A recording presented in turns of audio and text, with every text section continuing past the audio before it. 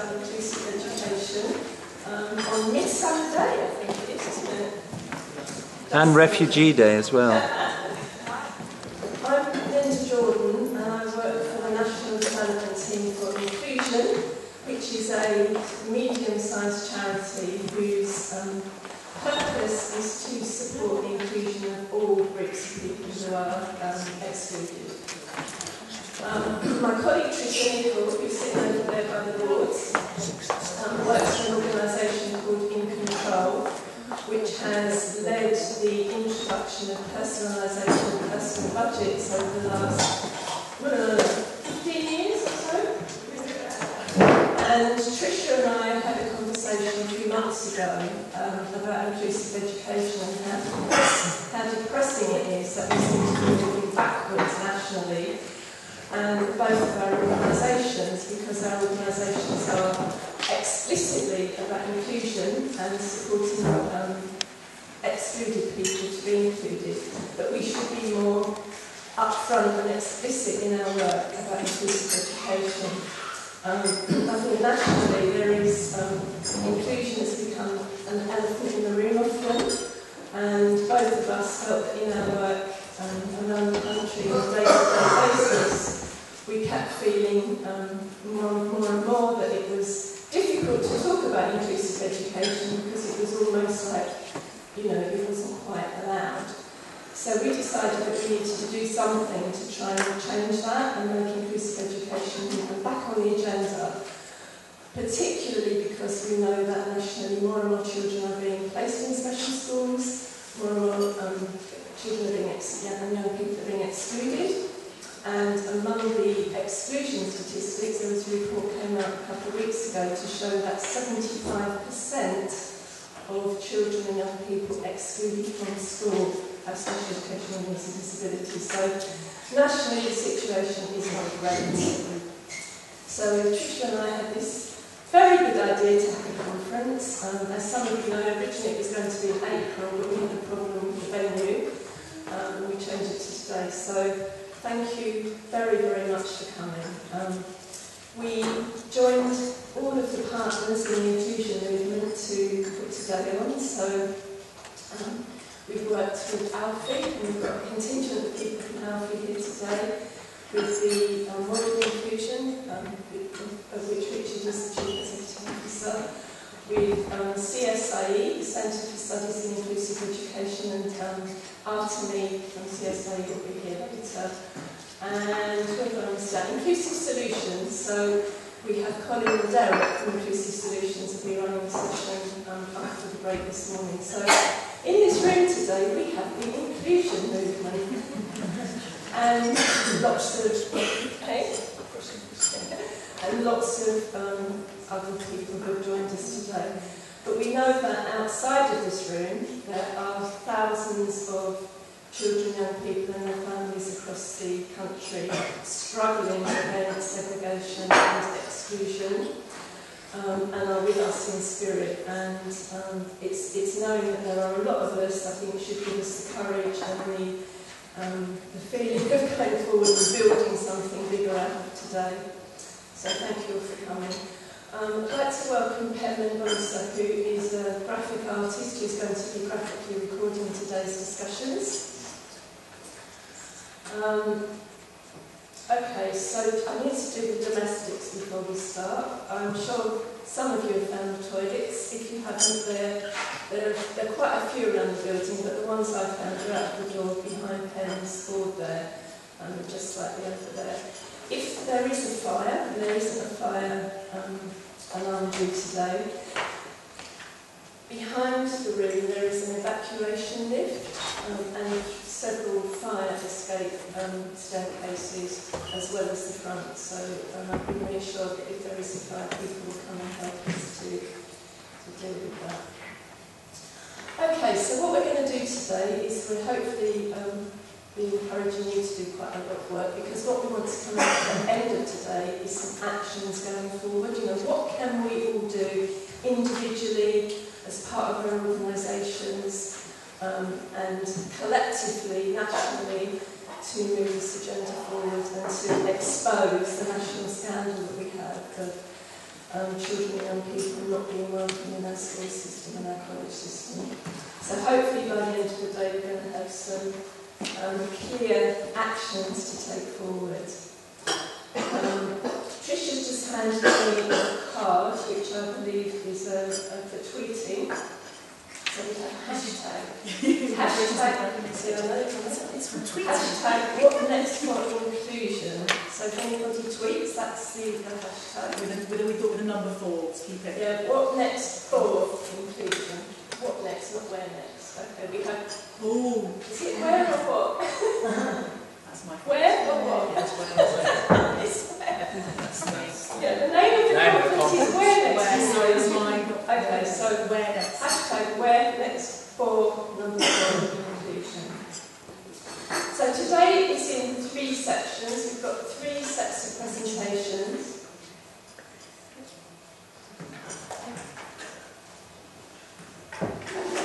We've got these sessions because we thought that they were really the 3 areas that are most important for supporting inclusive education. So our first session is around friendships. If I could count the number of times I've heard people say lots of children, particularly children with autism, don't want friends, I'd be very rich. And we know that for young people themselves, friendship is absolutely the number 1 most important issue. So the first session is on friendships. The second session is on planning and assessment. And the third session is on high quality teaching and learning and curriculum. And after each of the sessions we're going to ask you, there's a lovely template on each table, and we're going to ask you on your tables to discuss what we've heard and to think about what we would look like or what we could look like and what we need to do to move it forward, to make some progress over the coming months and years. Okay, we haven't got the misery is optional on here. Okay, so what that means is please don't sit there being too hot or too cold or listening to somebody speaking and they've used jargon and you don't know what it means. You know, please, if somebody does use jargon, I might have already used jargon, but put your hand up and say, I don't know what that means. If you need to go out, go to the loo or get a drink, please do. You know, don't take responsibility for your own comfort, really. Tricia, have I missed anything out? Okay, so it now gives me great pleasure to welcome Karen Flood. I met Karen when I worked on the Valiant People team back in the 2000s. Yeah. And for part of that time, Karen chaired the National Forum for People with Learning Disabilities, and because inclusive education was always my passion, I was so delighted that Karen was one of the main exponents of inclusive education. I think quite a lot of people that we worked with, quite a lot of people with learning disabilities, didn't really talk much about education. And I think when I ask people sometimes, I think their experiences have been so bad. They were in the past, they didn't really want to talk about them. But Karen always spoke about the importance of inclusive education, because so much of the work we were trying to do on the Valiant People team was in a way trying to put right all of the things that hadn't been right for people when they were children. And so Karen, it's great to welcome you to the conference today and hand over to you.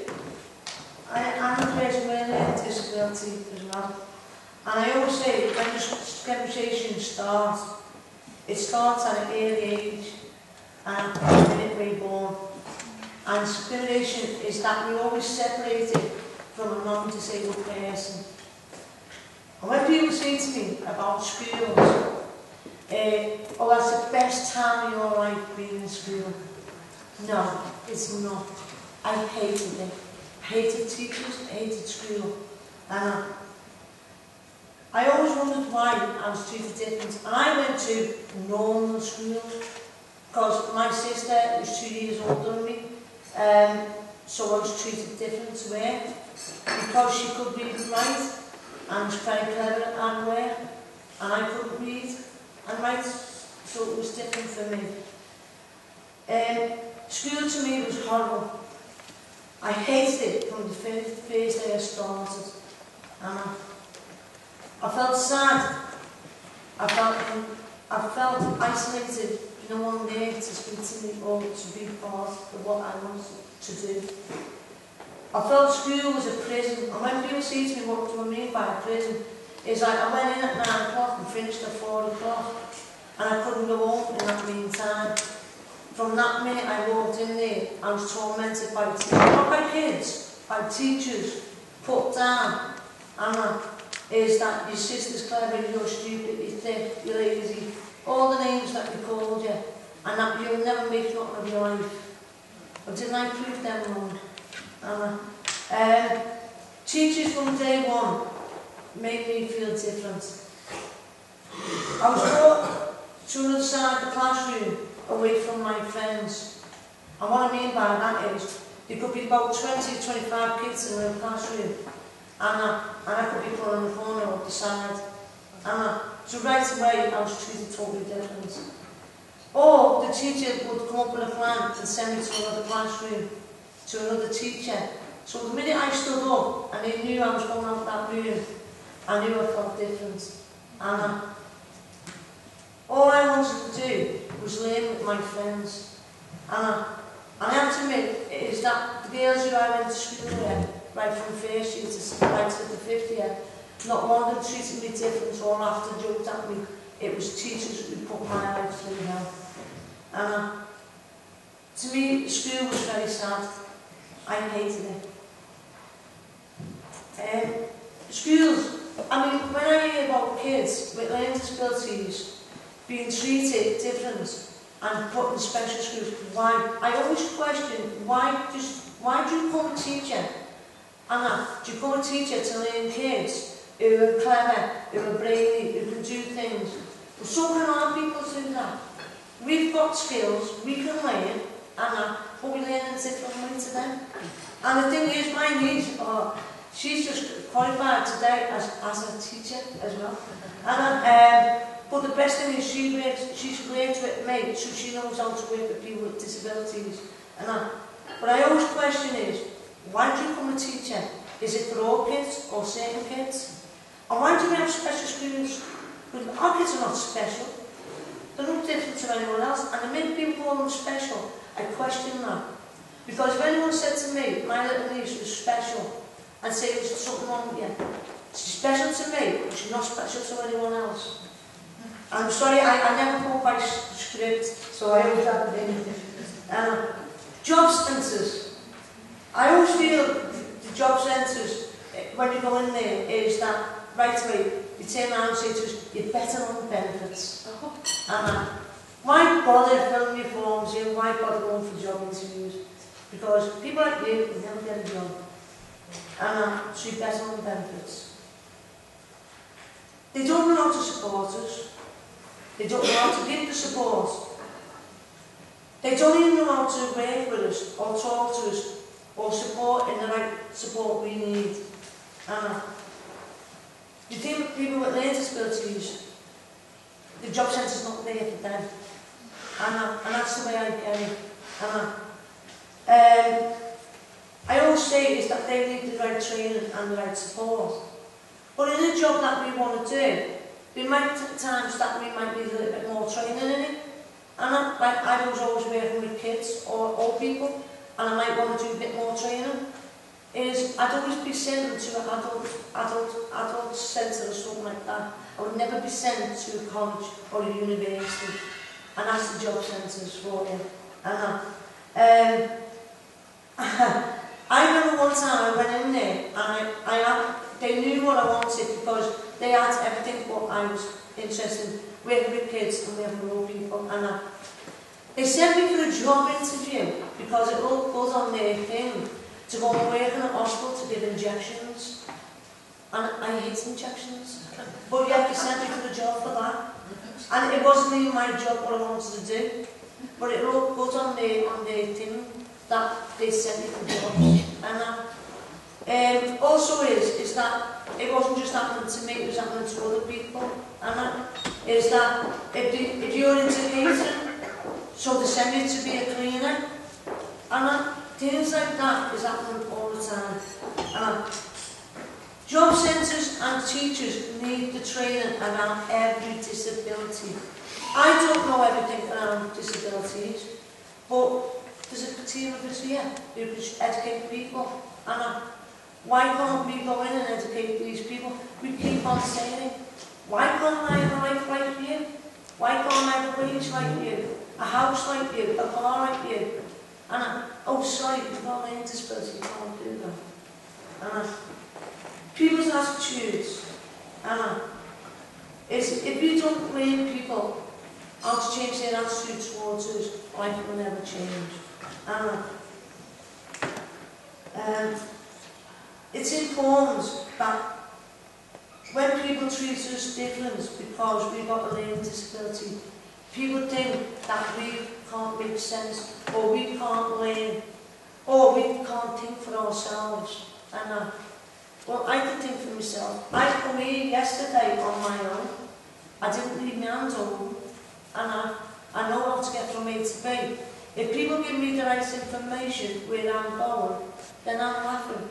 Now, the people who sent the information where I was staying in my hotel last night, that come out to Houston, it's only about 2 minutes from the station. 2 minutes from the hotel to this venue. That's me, is so helpful to me, and it helps me get around. Show me pictures of places where I have to go. Don't give it to me in writing, it's not good to me, it's useless. But again, it's how we learn from each other. People with learning disabilities need to feel that they are just as important as people with non-learning disabilities. We need to work as one, as a team, and overcome that discrimination and rejection. This is out there, what's out there. So, if we do not change people's attitudes towards people with learning disabilities, going to schools, colleges, or looking for jobs, this will never going to change for them. We need to give our people the same chances in life as someone with a learning disability. We're people, and we shouldn't have special skills or special jobs or whatever. Thank you.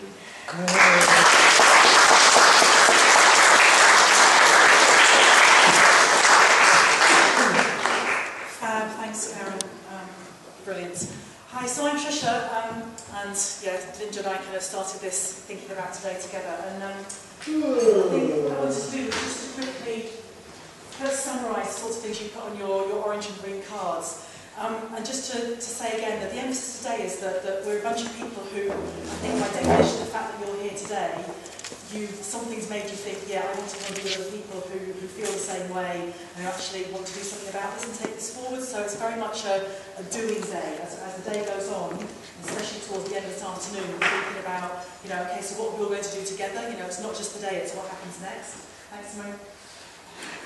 And more, okay, so, and anybody knows me, I'm now getting really twitchy, because that's not we need to put them in the right things. Breathe, Tricia, breathe. So, you can add to these as the day goes on, but just to start off with your themes, always, I think when you invite people to do what's working, what's not working, the lure of the orange card, the not working card is always really strong, isn't it? Okay, so let's get those out of the way first of all. And I often find that the orange cards have all the stuff that the other people are doing that are really rubbish. Okay, because it's easy to say all the stuff that other people are doing. And to be fair, yeah, let's let them own some of that. So we do have a lot, a set here around academies and academisation. That's the right word, academisation? There we go. So the tyranny of academies. And there's a whole bunch here about government stuff and things that people are being made to do. I think that's the way to sum that up. Things that we feel like we can't get out of doing. People not working well together, where there are different organisations not working really well together. There's a great big one here around fear and not understanding, and that can come as far as being towards prejudice as well. So fear, prejudice, just not knowing what the truth about inclusion is. Massive lack of skills, knowledge and understanding that's separate from the fear, actually just not knowing.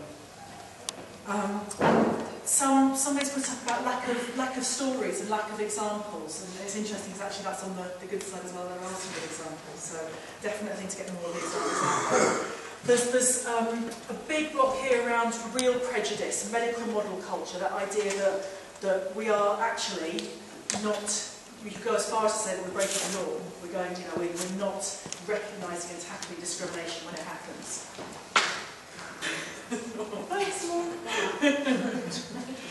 Okay, I'll do these later. Okay. Yeah, I thought it needed to be in there. Oh, this one's I was missing. So, where was it? Oh, there was the outside stuff that we have to do, and then there was the way that so the outside stuff that we have to do, and the idea of curriculum being really rigid and testing and all those sorts of things, and schools being nervous about what will happen if I've got some young people who don't reach the grade and all that kind of stuff. And then there's a bigger policy stuff where it feels like the things that the government are looking at that equal success are not the sorts of things that we would necessarily think that make for success. Okay. And a very interesting, very specific one here about narrow ideas about what good behaviour means. And I think that might be a bit about how we learn and how we behave in classrooms and how children need to be in classrooms generally. Okay, the good stuff. There's a lot of really nice big block here on actually that idea of sharing the good stuff. That young people are sharing the good stuff, that families are sharing the good stuff, there's social media out here, where people are determined. Lovely one here. I'm evidence that inclusion works. So yeah, we have that evidence in the room. That there is some people who are talking to each other, there's some shared values. There's people saying, we're having conversations, they're going, yeah, we get it. And those of us, who have got those individual stories know that that's what makes it work. The individual people who just connect with you and go, yeah, we'll do that, we can make that work. Friendships and children doing it in spite of. So, and that just making it happen. Joining up and sharing training, sharing what we're learning, actually make it so that we tackle some of that lack of skills and knowledge. We do have, if we do actually have some legislation, we have a moment in time which says we should be doing some stuff. And we have this thing called Education, Health and Care Plans, which if we're positive about it, do offer an opportunity. And there's a lovely set here around courage. I think, say you're led, schools having the courage, and that actually there are a small but significant minority of schools and people who do believe that inclusion is the right way and it's desirable and that we have a positive attitude towards it. And we'll hear some of those stories today. So, if there's one here, we've got the challenge, I think what you were saying, Karen, lots of what you were talking about was lack of expectation. And we actually have some good work, so some of the work that Preparing for Adulthood does, that idea that we're talking about jobs, we're talking about getting your own place, we're actually talking about having a life, rather than go to a day wasting centre, which is what you had. So, that's a kind of summary. Do add more as you go along, and I'll try and contain myself and then just keep your theme, if that's alright. So thank you. Brilliant. Thank you.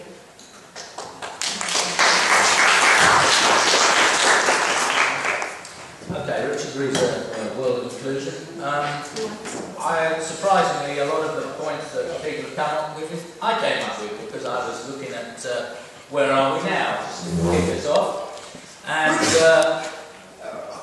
came up with the structure and purpose of SEN and disability systems in England.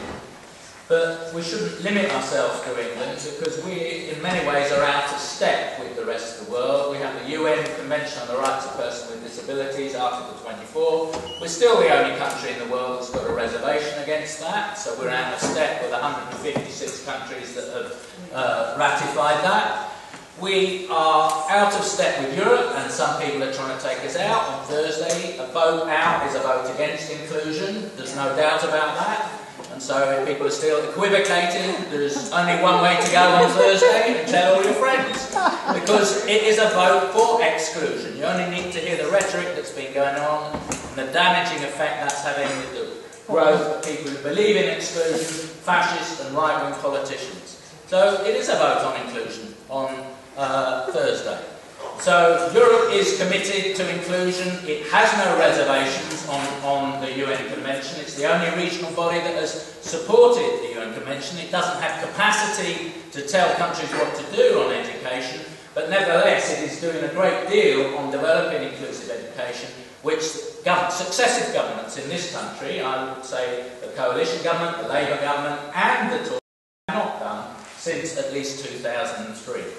But we have had some changes, some structural changes. So the government have a position that most children with SEN and disability should be included in their mainstream school. In their latest documents, they identify 92% of children with SEN and disability are having their education in mainstream schools.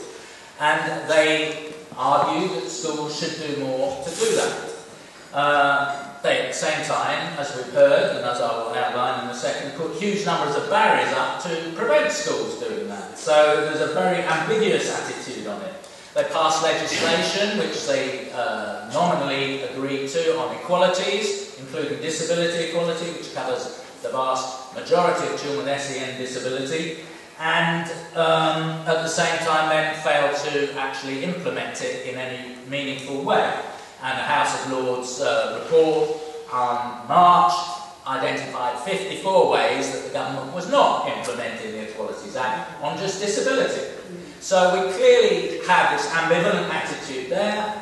And on funding, the government have consulted, they're going to come out with something on funding all schools in the same way on special needs. That sounds equal, but it means taking a lot of money off the places that are best funded and have the best practice. So it's not equal, it's a way of destroying good practice, rather than levelling everybody up to the level that is the best, which is what all of us who wrote into them argue. So they're not going to do that. And of course the reason for this is that this is a government committed, as was the previous New Labour government, to marketisation and privatisation of public services. And they are leaders in the world in actually doing that. Now, why should education be something that's put up for sale? You have to ask yourself, is it not a public good? Is it not something that everybody should have? So that's where the government is coming from and why they have a lot of problems on implementing inclusion.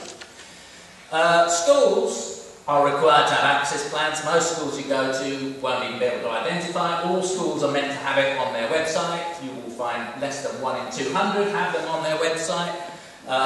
Staff are meant to collaborate, even more so now after the Children and Families Act, but you find still that most staff in schools are relying on the same code to give them advice, and very few are actually getting the training they need. School support stage, schools and governors are asked to use their best endeavours. Now, what does best endeavour mean? We don't know. Nobody's defined it. They are, of course, under a duty to make reasonable adjustments, but the whole of the pressure on schools is not to make reasonable adjustment. It is to assess, plan, do, review. Assess, plan, do, review. Now, actually, under the law, you're meant to put in place the reasonable adjustments before you assess, plan, do, review. Before you assess, plan, do, review. Because otherwise, you are working with someone who hasn't got the means of achieving things without the reasonable adjustment. Schools have a duty to put in place reasonable adjustments for individuals, but also in all of their school policies, and these are sorely lacking.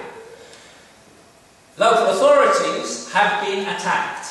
There's no other way of putting it. 72% cut in their financial basis, and you've given more jobs to do. They're the ones who have to draw up the education, health and care plan.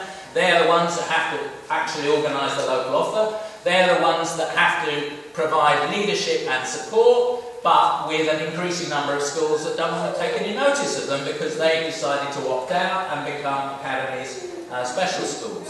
So they're in a very difficult position. But the government have reiterated that they will, in their plans, local authorities will continue to be in charge of special education needs and disability.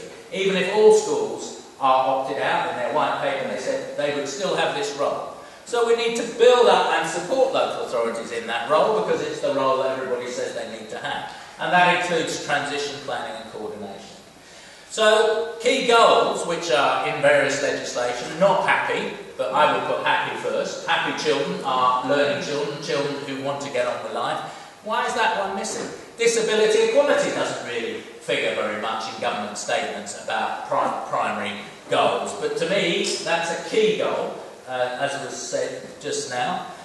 Inclusion, again, doesn't figure. In fact, the government, and David Cameron himself, is against the bias towards inclusion, and that's why we've seen a reverse in inclusion figures in the last 15 years, and he's been very much pushing on that. Independence, well, the government says it wants independence, but they mean something different about independence than we do. We don't mean in the disability movement independence doing everything on our own. We mean being supported to do everything. And that may mean that we have to have personal independence payment, which is being cut back for large numbers of people. It may mean we have to have disability living allowance. It may mean that we need an education, health and care plan. But we should be at the centre of making that plan. And when we look at the schools, there are some notable good examples, but the vast majority are not empowering young people so that they can play a central role in that plan. And we think relationships are important. We're going to have a session later on relationships. In fact, some of the early pioneering work, 60 years ago nearly now, on inclusion in North America and Canada, it defined inclusion as the intentional building of relationships, and we shouldn't forget that. And of course, we do want best outcomes, but we don't mean the same thing as the government, because the government means just raw data, and that excludes an awful lot of people. In fact, the reforms that the government have brought in on assessment and testing exclude now many of the best ways that many learners with disability actually achieve outcomes. Portfolio work, continuous assessment, different forms of assessment, assessing people not just on academic subjects but life skills, particularly how good they are being creative. Creativity has almost disappeared from our curriculum. How good they are at making friends with people, how good they are making people laugh, how good they are actually being a person, being a leader and so on. We don't assess any of those things. We assess very narrow academic things instead. So, what are the barriers that are getting in the way? Well, I've mentioned some of them, but someone next to Tricia mentioned the medical model, deficit model. We need to remember historically, and as someone who runs UK Disability History Month and will be focusing on it this autumn, particularly the way that the education system was structured based on the deficit model, particularly for people with intellectual impairments. People like Sir Cyril Burt, who was a eugenicist, had a huge role in setting up the current education system. You might think, well, that was years ago, 70 years ago, and he was disproved and shown to be fraudulent in some of his later data.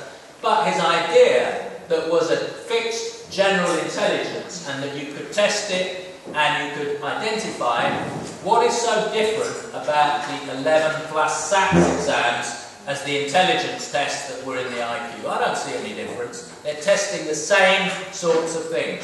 They're not seeing that children develop at different times in different ways. So we have this medical model barrier, deficit. We have the narrow, rigid curriculum, which I mentioned. We've got a lack of confidence for teachers, lack in training. We've got lack of individual and school-wide reasonable adjustments. We've got lack of empowerment for young people, lack of joined-up action, bullying, which we haven't mentioned yet, which is a key factor, and which, although there are 3 legal requirements on all schools to eliminate bullying, most schools will tolerate bullying at quite high levels and don't actually know most of the bullying that's actually going on. So that's a key issue when you talk to parents who, if I identify as refugees from the mainstream system, mainly they'll talk about bullying is why they went to a more sheltered environment in a special school. The fact their child is not going to make any progress there and learning is something they're prepared to accept rather than having their child being bullied, and quite rightly, their child should not be bullied. But it isn't really addressed in the way it needs to be. Lack of accountability for schools in doing the things that are important, those goals above, lack of access, and fear. And of course, let's not forget austerity, because austerity is nothing to do with what happened in 2008. It's a political decision to cut back and redistribute income from the majority of people to the 1% rich. That's what it's about, and that's why this government's policy is wrong, and we have to actually challenge it if we want inclusion. What are the means we need to do? Well, we need accessible buildings and learning materials. There's no end date on schools in England being accessible. How can that be? All colleges had to do it by a certain date. No end date on all schools being accessible. all policies should be disability equality proof. They're not. We know from Learning Without Limits that it's perfectly possible to work without a narrow curriculum base that actually works from what children choose to learn rather than being told. We need whole school staff collaboration. We need a person-centred approach, which we're going to hear about later on. Family support group in each school so that parents can be empowered, not just about their individual child, but can actually come together to share their experience of what works. And that's what's missing in the plan. It doesn't bring parents and families together. It puts them in separate little cubicles, and that's not okay. We need children and student power to challenge bullying. There are no examples I know of anywhere where a school has reached zero bullying without the total involvement of the pupils. It's the only way you can do it. They are also the only ones where there are no exclusions. There are only no exclusions where the children actually take control of their own behaviours. So we know these things from the research, and all students need to learn the history of what has happened to disabled people, the appalling history, so that that actually changes it. Of course, they need to learn about all other equality areas as well, and we need to support the anti-austerity parties. If we do those things, we will develop equality.